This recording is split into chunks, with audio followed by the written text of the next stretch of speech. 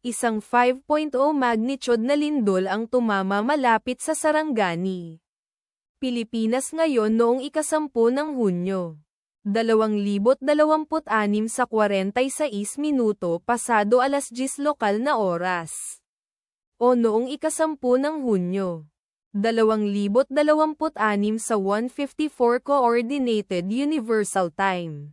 Tulad ng iniulat ng pagtuklas ng bulkan sa website nito. Ang lindol ay matatagpuan sa isang intermediate depth na 90.0 na kilometro sa ibaba ng ibabaw.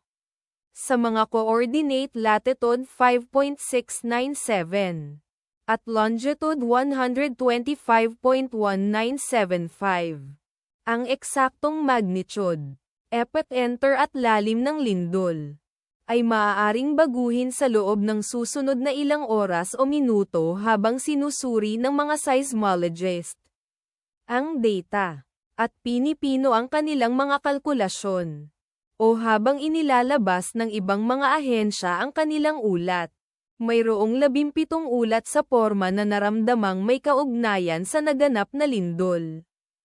Kabilang sa mga bayan o lungsod na malapit sa sentro ng lindol ang Sarangani, Davao Occidental, na matatagpuan sa 21 kilometers, o humigit kumulang 13.0 milya mula sa epicenter.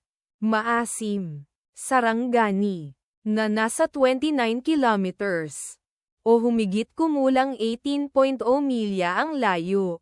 General Santos, na nasa 428 kilometers, matatagpuan 60 kilometers, o humigit kumulang 37.2 milya ang layo. Ang inirerekomendang pagkilos ay maging mapagbantay para sa mga posibleng aftershocks na maaaring mangyari. Ipagdasal natin na ang lindol na ito ay hindi magkaroon ng malaking epekto sa ating mga kapatid doon. At wala ng lindol. Amen.